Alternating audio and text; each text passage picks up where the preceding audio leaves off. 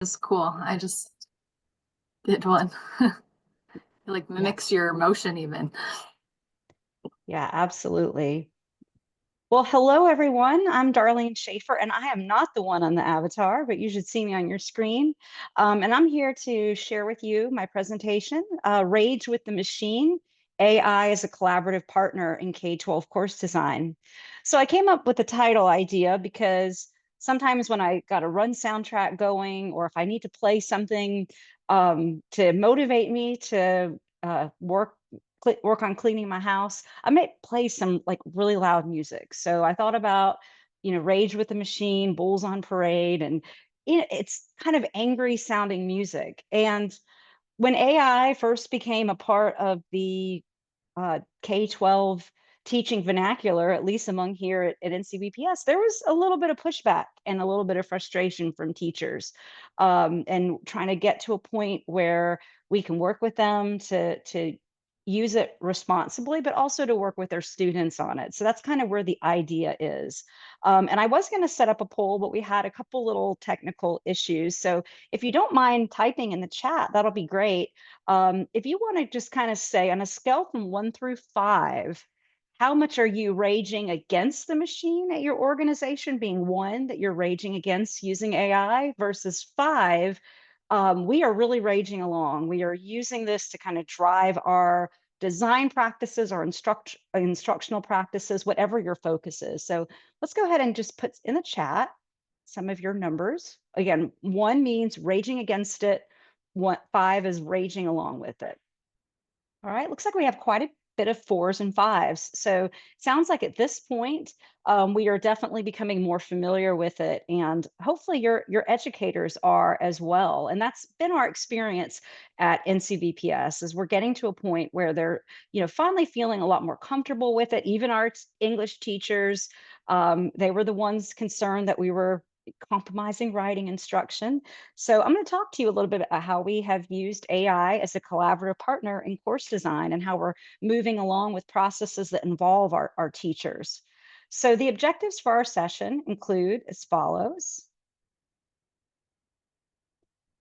Learners will describe best practices for AI prompting and corresponding with AI tools and technologies during course design, apply AI tools and technologies to course design, and discuss ways they can leverage AI in course design. So, a little bit about me. I'm Dr. Darlene Schaefer. I am an instructional designer with North Carolina Virtual Public School. I've been in education now for 26 years, um, and I design learning centered experiences with tools and technologies. That is one of my passions. I love learning new tools and technologies, but I also love thinking about it from a learning lens. How can this tool, this technology, this new process really help motivate teachers as well as students? And then some of my hobbies and interests are, as I'm a mom to adult children, the ultimate oxymoron, right?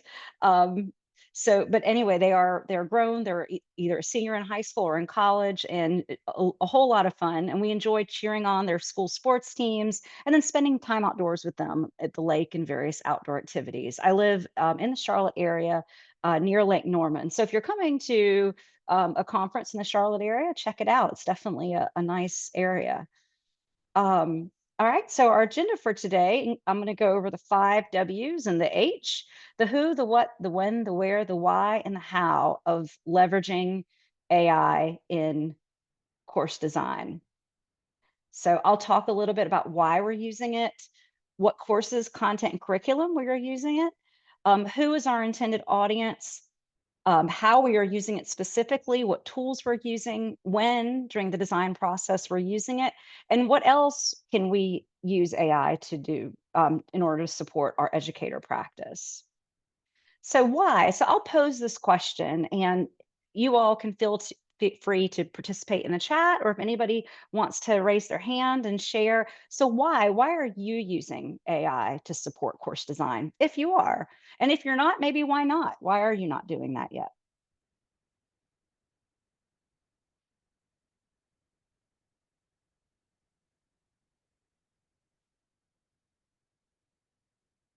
Okay, very good. So lack of staff, time, and money to do everything from scratch. That is a great reason. Mary. Thank you for sharing it. And that's actually been a big motivator for us at NCVPS is the fact that we have limited resources. Let's see, there's a couple others coming in the chat. Okay, so why did we use AI for course design? So very similar to what some of the comments in the chat, we had big issues with capacity. So in the state of North Carolina, every 5 years, our core courses come up for renewal. So every year we can count on either English, science, social studies, math, and then this year it's been world language and health education and the arts that have come up for renewal. So every year we have a cycle that we have to focus on. But our catalog is pretty extensive, and we offer several elective courses that may or may not have state standards. We offer advanced placement courses, career technical education, and we have to always follow whatever the federal blueprint is for those. So we have these courses that we just don't necessarily have the time, the priority, or capacity to update. And so we also wanted to explore the process.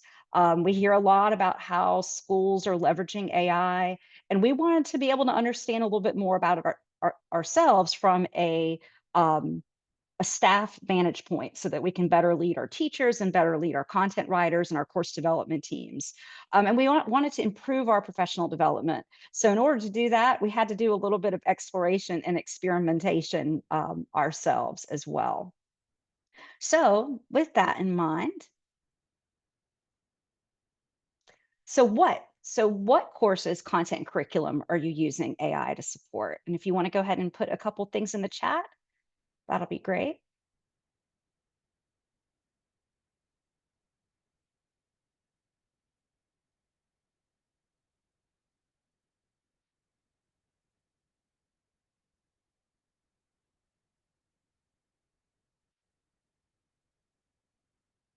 Thank you all for sharing. And Barbara, I'm having a little difficulty navigating back and forth to the chat. So are you able to provide me with a quick summary? Sorry. Sure, sure, I can. Okay, so Um, let's see, math, art, history, adapting OER resources, art foundations, visual arts, MS reading, etc. And someone, Amber says, currently using for AI Google Classroom course build outs. Oh, And wow, that is great. yeah, and then Rachel said for all courses. That is Excuse excellent. me. So yes, so that is great. So we're kind of on the same path too. We are really expanding it, but we started, specifically with our elective courses. So NCVPS offers 2 success elective courses. So the courses are focused on skills. We have a middle school success course for students primarily in grades 6 through 8, and then we have a high school course that is primarily for your high school students between 9th grade and 12th grade. So we decided to start with middle school success. And now, as we're working on high school success updates, we're incorporating these strategies with our teachers, which has really been a good step up for us. Both courses are general electives, so they don't have state standards. So they really seemed to be less at stake for us to really figure out how we would follow a top to bottom process with it. But we wanted to incorporate some of the frameworks that our state adopts for student success, like the North Carolina Department of Public Instruction Portrait of a Graduate, our digital teaching and learning standards, the Castle framework for social and emotional learning. So we did want to bring in some of those frameworks, but still we had a lot of latitude because the courses, again, aren't bound to state assessments or even state standards from Department of Public Instruction. So this is a description of our middle school success course. It introduces middle school students to online learning, and it teaches them the skills necessary to be successful during secondary and post-secondary education. So there's things like time management skills, professional skills, digital citizenship, the evaluation of learning preferences, and thinking about what sort of learning style and learning practices they have. So they also explore, how can they take these skills and then prepare for high school and potentially for post-graduation, job, college, or perhaps military enlistment opportunities.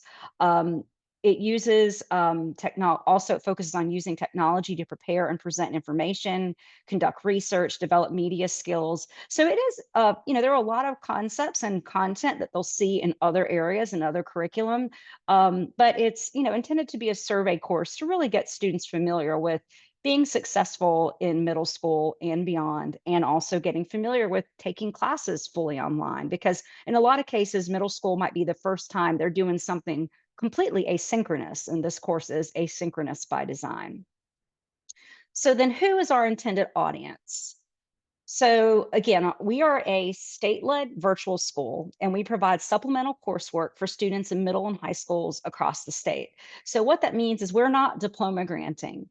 So we essentially work with public school units, and it could be a homeschool, private school, a public school, a charter school, and they actually enroll the students to take our coursework as a supplement to be able to enhance the student's catalog. So the course is fully online. And as I said before, it may be their very first experience taking a fully online asynchronous course. And so then how are we using AI? So here's a few things that we have done throughout the process, and this may be similar to what some of you are doing as you leverage AI in your coursework. We used it to help us brainstorm. We needed to come up with really a new plan. We have offered these courses, these success courses, since NCVPS started back in 2008. So some of those students that took the course, I mean, they have since gone on and moved on and held adult careers. And the course was older in some ways than the students that we were teaching. So we really wanted to reimagine what it could look like. Then we wanted, as we worked on writing content, writing lesson objectives, we needed it for the review process. So we would leverage AI to review, and then we would also review ourselves. So there was a lot of that back and forth between the output and then what we were reviewing. And we would often compare some of our own ideas with what we were getting from AI. And then we came together and discussed. We did a lot of collaboration. We had regular standing meetings. The curriculum coordinator, Sarah, and myself met regularly to talk a little bit about the sort of outputs that we were getting and what could work and what may not work. And we also involved the team of teachers in the process as well and got their feedback. And as they made suggestions about maybe improving a rubric or coming up with another assignment that they felt might be a little bit more in line with the direct instruction, we would then go through that revision process and then continue to circle back. So again, it was definitely an iterative process, but now that we've worked on it a few times over, we're able to scale it and work on it a little bit more quickly and efficiently, which is great. So what tools did we use? This continues to expand, but these are a few tools that we use throughout the process. So ChatGPT, Google Gemini, pretty much your big open OER sources. Those are the ones that we use primarily. And if you have, even with the free accounts, look, none of us that have used this actually have any of the paid accounts. But over time, as you use ChatGPT, Google Gemini, any of those open OER source, or excuse me, those open AI sources, they tend to become more familiar with your wording and your language, and it becomes more conversational. So over time, it became a little bit easier to get that prompt out to that first response or so. We also, and this is probably one of our favorite tools, especially with our teachers, we've been using Notebook LM quite a bit. One thing that I love about Notebook LM is we are a Google organization, so we use a lot of Google, all of our documents are in Google Drive. And so as we work on writing content, and then we need to design assessments and activities to go along with it, it's great to put content right in Notebook LM, those Google documents that we already have, and then we can prompt in Notebook LM to be able to get outputs of activity ideas, assessment ideas, ideas for extension or even remediation. We also used Murph AI. We like to include more audio visual components for students, especially in some of the courses like middle school success, where you might have students that are working on their reading skills. We might have students that are learning the English language. And so Murph AI was a great tool for us to be able to go in and bring in text content that we also wanted to have accompanying audio. We have been using that tool quite a bit this year to help us with world language. And for the most part, for our lower level, level 1 and level 2 international languages, it has been excellent because we haven't had to rely on our SMEs as much to provide us with audio recordings of every key term or every passage. So it's definitely been a really good tool. We like Murph AI a lot. We also use Adobe Express, and this is available for all educators. So we have this throughout the state of North Carolina, and it's been great to help us evolve some of our assets. So you'll see on the screen, this is Quinn and Carmen, the Cardinal, and we have them integrated in a middle school orientation unit for our students. And at the time when we developed our orientation for the middle school a couple years ago, we used an outside vendor, which was they were absolutely great to work with, but if you've worked with vendors before on custom content, it does tend to scale. So again, thinking about price point and things like that, a good thing with working with the vendor is they did allow for us to keep these assets as our own. They don't hold the license to them, we do. And so we were able to use Adobe Express to take Quinn and Carmen and then to put them in like different settings, to put them in videos, and to make them a part of the actual instructional curriculum. So not only were they featured in the orientation where you had to, learn a little bit about their journey, taking a class online, we were able to integrate them in the content as well. So it was a nice way to continue that narrative and to really make the course a little bit more engaging and relevant for students. So, when do you use AI? So when are some specific instances that you may have used it? Are you like with writing assessments, writing outlines? You've mentioned that you've been using it to, help with capacity and in different subject areas, but are there specific instances or just the course at large? And then once again, Barbara, if you can help me like summarize a couple things in the chat, that will be great. Sure, it can. Let's see. We don't have anything new yet, but here we go. We started by using it to create assessment questions, says Mary. Okay, great. And Mary, if you haven't tried Notebook LM yet, that's one of my favorites for writing assessment questions, especially if you have existing content that you can input into it. And then she continued to say, and training it to use the format we need for all of our LMS. Oh, that's awesome. Okay, Rachel says, we have used them to take dry bullet points and make them into real world scenarios or vignettes, making them more engaging. Oh, that's an excellent tip as well. Okay, and Brooke says creating slide decks for online classes. That's great use. Amber said used to come up with alternative assessments besides an essay and adding vocab support to text and changing the readability level of text. Yes, those are all great things. And those are things too that we're encouraging our teachers to do on the instructional side. We run into that quite a bit where we have an assignment that may not necessarily be the best fit for all. But if you take that type of assignment, like maybe it's an essay, but you need to maybe provide more scaffolding or maybe work on the prompt a little bit so it's more manageable for students, using AI has definitely been helpful for that personalization. So when did we use AI? So we used AI to help us write a course outline, and I will present most of these materials at the end. It would just kind of help me a little bit with navigation, and you will get access to the slide deck as well. So we used it to help us write the course outline. We also used it, I explained a little bit about Quinn and Carmen, to take some of those image assets and then to be able to put them into our own backgrounds and backdrops so it can work with the context of the course. We also use AI, and this is one of my favorite ways to use it, to really add more teacher voice. Sometimes you can have those bullets of information, I think somebody mentioned in the chat, but it doesn't necessarily have that engagement or that right sort of student lead in. And so AI is a perfect way to kind of give you those ideas. And then also to support assessment generation. That was a big way that we used it. And then to add feedback to assessments. In our Canvas LMS, we like to use the built-in feedback features, particularly for our formative assessments. So students can take it and then get the feedback they need if they need to go back and revisit material. And so AI was extremely helpful with us with writing us the feedback for assessments.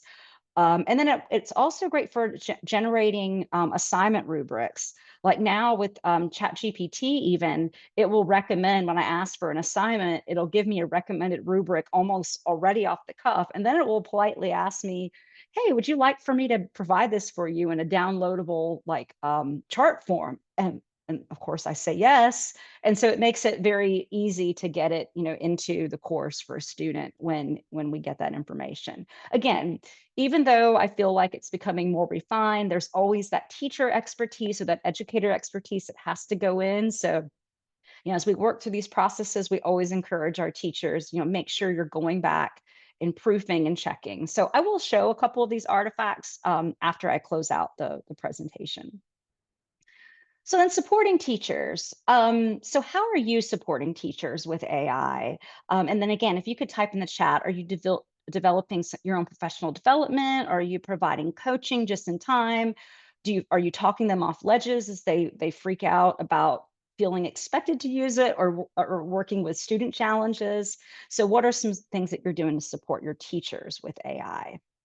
And thank you again, Barbara. You've been an excellent assistant moderator.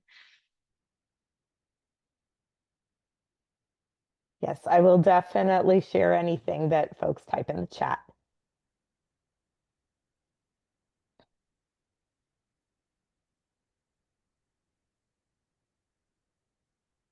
And actually, people can feel free to unmute their mics too and go on video. All right, let's see. Amber says sharing prompts that are commonly used. Oh, that's great. That's great.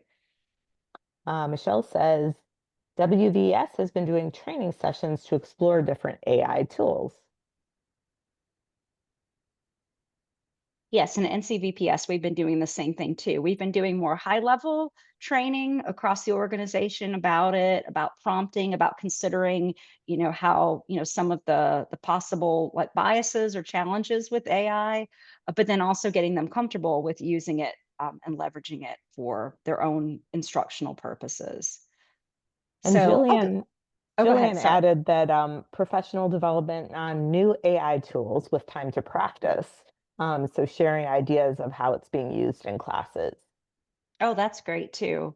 And I feel like using the different tools and technologies is always ongoing. That's definitely become a cross-functional task for us, because every different like our instructors will use it differently than our content developers, or how they'll prompt actually will be a little bit different. We've been using it or encouraging teachers to use it quite a bit with even digital accessibility, wherever you can upload files.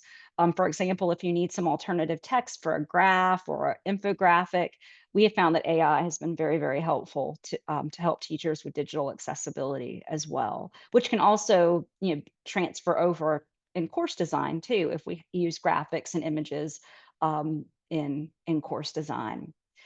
So as you think about supporting your teachers, some of the support considerations that we have found is really start where they are. Your teachers, again, might be on that 5 end where they are raging along with the machine, or they might be on that other end where they're really still raging against it. They might think this is just another temporary trend in education and it's going away, which, we know as educational leaders, more than likely it is not. At a recent conference, somebody used a great analogy to say that AI really now is almost like the electricity. You could try all you want to turn it off, but it's probably going to significantly alter your daily task and routines. And because it really is kind of embedded in anything that we do, on the web with our mobile devices. But you want to always start where they are and start with that understanding. You also want to embed AI prompting in your course development trainings. Some of you mentioned in the chat that you might be providing, prompt guidance for teachers. We have definitely done that. We've even given them templates to follow with some flexibility. And then provide exemplars of your process as well as your expected content. So as we've transitioned to now developing the high school course, Sarah and I have been not only the coaches for Lisa and Antoina, who are working to write the course, but we've been providing them with initial exemplars. So we showed them the whole before and after. We said, here's the prompt that we started with. here was the initial output, and then here is, how we refined it and revised it. And it's been great because as they've been working, they've also been documenting their path too. So it's been a reflective journey for them as well, where they kind of have started with how they prompted, maybe how they refined that prompt, and then some of the outputs that they've gotten, and then what their final teacher revised piece will look like. And then allow plenty of time for sharing and collaboration. You want to make sure that they have that time to come together. And again, as time goes on, you'll need, like anything else in education, as time goes on and they become more familiar with the process, it will become a little bit more intuitive and hopefully require a little bit less coaching from you and more doing on their part. So it seems like all of you have pretty good experience raging with the machine. So I'll kind of go over just some guidance that we encourage our teachers to follow when preparing to prompt. So first of all, we work with them to, select an AI tool. Really, there's not a bad choice. You just have to be discriminatory depending on how you're using it, because some of the subscription-based, like Magic School AI, for example, where there might be a teacher subscription, they might have terms of use where you can't just use it for a public-facing course. It might be something that you're using for direct instruction. So because our content writers are putting things in a course master, we encourage them to use tools that we know pretty much have open access and make sure they use the right attribution. So again, the things that we've shared: ChatGPT, Google Gemini, Microsoft Copilot, Notebook LM. And then we ask them to consider, what are your learning objectives? So what are the standards? What are the lesson level objectives? What's the specific topic focus? And then what type of activity? So think about what your learning objectives are. And then also in the prompt, describe your audience, the grade level, the subject area. You might want to include some demographic information about your students, a little bit about the learning preferences. Do they prefer things that they can do over time, or maybe something that's like a quick, satisfying, get her done assignment? Also, your educational setting. Is it fully asynchronous? Is it synchronous? Just depending on the nature of the situation. So again, as you kind of think about the prompt, you also, in the first cycle, you can start by recommending that type of activity focused on your course standards, ideal for direct and ideal for your specific student group. So maybe you want a lab experiment for a high school chemistry course, ideal for a group lab, for example. And then in the second cycle, you can adjust based on the setting. Is it synchronous? Is it asynchronous? Is it going to be a discussion activity, a group project, submission activity, or quiz? And then in the third cycle, you can ask AI to take that information and then modify it for reading level, maybe modify for prior background knowledge. Maybe there's some more clarity of some of the terms or concepts for students. Maybe you want it to make it more accelerated or more remedial for students. So we talk to teachers about, don't just cram everything in one prompt. Again, look at it as a conversation, often in multiple steps. So what are some other prompts? So other prompted suggestions, rather. Take an activity and design it as a remote learning activity. So this is a really good one. In North Carolina, whenever we have crazy weather, which is often, it snows at the beach and it floods in the mountains. That's just kind of how it can be here in North Carolina. And so schools will shut down for extended periods. And so teachers in the classroom might need to come up with some remote learning activities. You can also take a lesson plan and you can make it sub-friendly. So you can take something that might be better facilitated with a live instructor or a teacher that's certified and maybe make it sub-friendly. Or you can take an assignment and then modify the reading level. I think that was also mentioned. So these are some other prompt suggestions. So this time I'm going to get out of the presentation and I'm just going to show you, with the few minutes that I have, some of the resources that we have put together and some of the ones I mentioned in the chat. So give me just a second. And I can see I'll be able to see the chat again, which is always good news. All right, can you all see my screen? So now I'm sharing our Yes. Canvas course. So this is our middle school success course. And I just wanted to show you very briefly our orientation module. So this was the orientation module that we set up with the outside vendor that goes over the things that we include in our high school course, the basics, navigation, academic integrity, digital literacy, but we wanted to make it a little more gamified for students. So there's a little orientation and there's a scenario video featuring Quinn and Carmen. And again, we worked with a vendor for these assets for the orientation. But we wanted to take that content then and make it a little bit more relevant for our instruction in the course. So since we had access to Quinn and Carmen, we were able to take some of their assets and then make some videos of our own about Quinn being excited about starting school. So again, we used Adobe Express for this.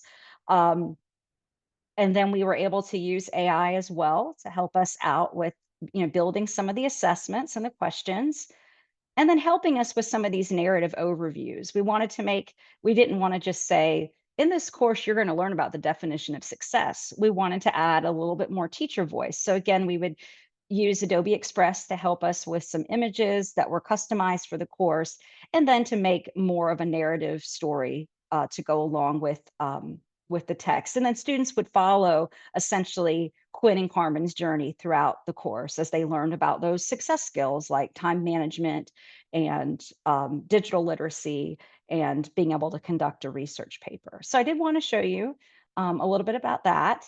And then to start the process, we started with a course outline. So again, we were lucky in this case. This was a good one to experiment with because it is a general elective. It doesn't have state standards, but we did want to have some alignment with the Portrait of a Graduate skills, the digital teaching and learning skills, and the CASTLE framework.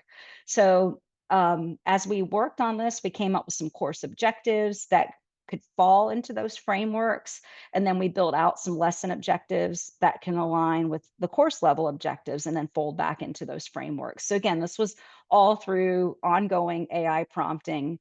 And then we put this together for our comprehensive alignment chart, which we were able to use for Quality Matters. And I'm happy to say after the first review cycle, we were able to get the course approved. So it's good that we had that alignment chart to go with. So yeah, so these are some of the things that we have done with AI. And I wanted to be able to share with you some of the things that we are doing with our teachers, as well as some of our internal processes. So at this time, are there any questions? And I apologize for a few of my technology snafus. I always prefer Google Slides because I can go back and forth, but I designed the presentation in PowerPoint, and for some reason, Google Slides did not like the different templates and fonts, so it kept spitting it up. And so I said, I'm going to do the best I can with Zoom and PowerPoint and going back and forth to Canvas.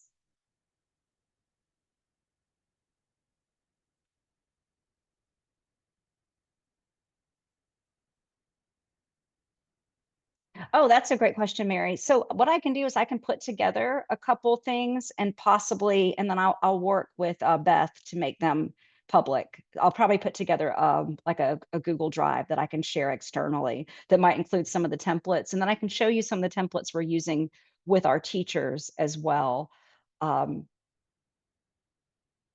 And I'll talk to Jennifer Nobles, our curriculum director, about taking some of our training materials that we've been using as well and possibly pushing those out in the commons because we have a separate AI training for our teachers with course development, but now that we're continuing to use it as a part of our process moving forward, we also have pieces that we are pretty much embedding in the training that focuses on how they can use it to help with digital accessibility when writing content, but also to help with the writing process itself and the prompting process. So I'll follow up with all of that. All right. Are there any other questions or thoughts or anything else anybody would like to share about how you might be using AI in course design, or maybe some best practices that we didn't readily discuss?